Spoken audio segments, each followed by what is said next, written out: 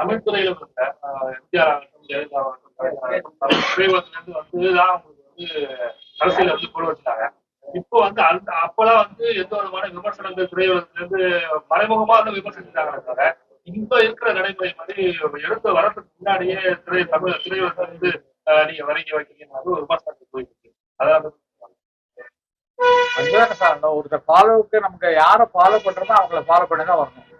வர்றாங்கன்னா நம்மளும் வந்துடலாம், நம்ம பிரபலம் ஆயிட்டோம், நம்ம ஒரு ஆரம்பிச்சோம்னா நம்ம ஏழைகளுக்கு உதவி செய்ய வர்றோம். விஜய் எடுத்துங்களா, உதவிகளுக்கு வரணும், எனக்கு படமே வேண்டாயா, எனக்கு 200 கோடி வாங்கினாலும் அதெல்லாம் வேணாம், நான் மக்களுக்கு சேவை செய்ய வர்றேன் அப்படின்னு சொல்ற பேச்சே பெரிய பேச்சு இல்லைங்களா.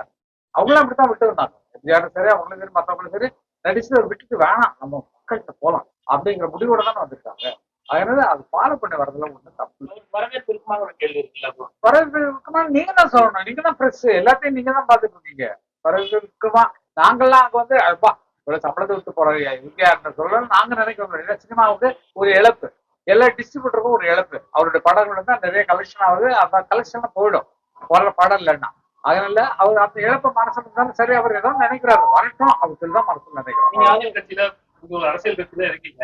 இப்ப இருக்க தமிழக அரசியல் நல்லா இருக்கும், நல்லா இருக்கு, நல்லா இருக்கு, நல்லா இருக்கு. இந்த பல்கலைக்கழகத்தை நடந்த மேட்டரு, அவங்க குடிச்சிட்டு சாராய கடை தந்து எல்லாம் குடிச்சிட்டு இருக்குது, எல்லாம் நல்லா இருக்கு. ஜனங்களுக்கு என்ன வேணுமோ அதை கொடுக்குறாங்க, நல்லா சாப்பிட்டியா அப்படின்னு. நேற்று நாங்க ஷூட்டிங் எடுத்துக்கிட்டோம், ஷூட்டிங் வர்றவங்க தஞ்சாவூர் இப்படி கரெக்டு அப்படி வச்சுட்டு வர்றாங்க. நாங்கள் எப்படி தடுக்க முடியும்? எப்படி தடுக்க முடியும்? யாரும் சொல்ல முடியும்? தனி எடிச்சு தான் வர்றாங்க, வேடிக்கை பாக்குறவங்க எல்லாம் தனி எடிச்சு தான் வர்றாங்க. அதை நம்ம தடுக்க முடியுமா?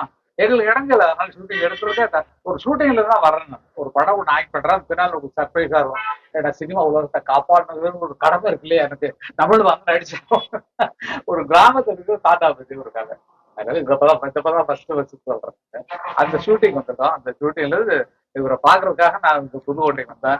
பொட்டு வைத்த தங்கக்கூட பாடல் இருக்க மாசம் அதிகமாயிட்டே இருக்கு. அது போன்ற ரசனையான பாடல்கள் வருதுன்னு நினைக்கிறீங்களா? அது உருவான கதை. அது கங்கைபுரம் எழுதலைங்க. இப்போ கங்கைபுரம் நான் எழுதின பாட்டு தான். போன வருஷத்துல வந்த அதிகமான ஹிட் சாங் பொட்டு வச்ச தங்கக்கூட சொர்க்கமே என்றாங்க. 2 பாட்டு தான் நம்பர் 1ல கேட்டகரி.